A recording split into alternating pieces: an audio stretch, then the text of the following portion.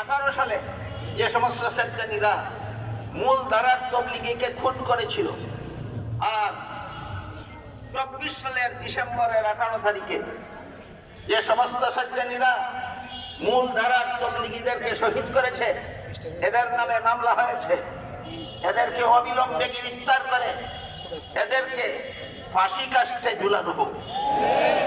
বাংলাদেশের প্রায় 17 কোটি মুসলমান এই গুন্ডাবাহিনী, সন্ত্রাসী, খুনি সাজ্জানীদের ফাঁসি চায়, ফাঁসি চায়, ফাঁসি চায়,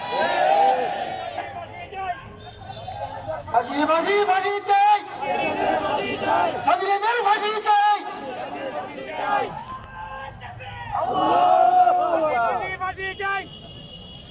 কাকরাইল মসজিদে এবং টঙ্গীর ময়দানে এবং জেলার দেশের বিভিন্ন মসজিদে, বিশেষ করে হবিগঞ্জ জেলার কোন মসজিদে এই ইহুদি খ্রিস্টানদের দালাল কুখ্যাত খুনি সন্ত্রাসী গুন্ডা বাহিনী সাজ্জানীদের প্রবেশ বন্ধ করা হোক।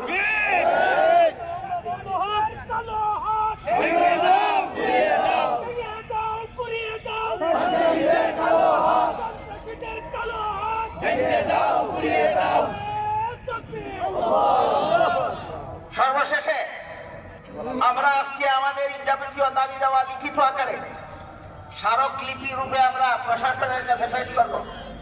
বর্তমান অন্তর্বর্তীকালীন সরকার প্রদান বরাবরে আমরা স্মারকলিপি দেব। স্মারকলিপি দেওয়ার পর যদি কোনো প্রতিক্রিয়া আমরা পরিলক্ষিত না দেখি, আমাদের কাছে কোনো প্রতিক্রিয়া যদি আমরা দেখতে না পাই, তাহলে আন্দোলন আজকের থেকে শুরু নয়, আজকে শেষ নয়, আন্দোলন আজকের থেকে শুরু হবে। এ প্রসঙ্গে আমি হবিগঞ্জ জেলা মরকজের জিম্মাদার ভাইদেরকে বলতে চাই, আপনারা কিছুদিন পর পর জেলার শীর্ষস্থানীয় আলেমদেরকে মরকজে ডাকবেন, আমরা আসবো, পরামর্শ করব এবং অবস্থা বিবেচনায় পরবর্তী কর্মসূচি ঘোষণা দেব। আপনাদের কাছে শুধু আবেদন, যখনই আমরা এই ব্যাপারে ডাকবো আপনারা আসবেন তো?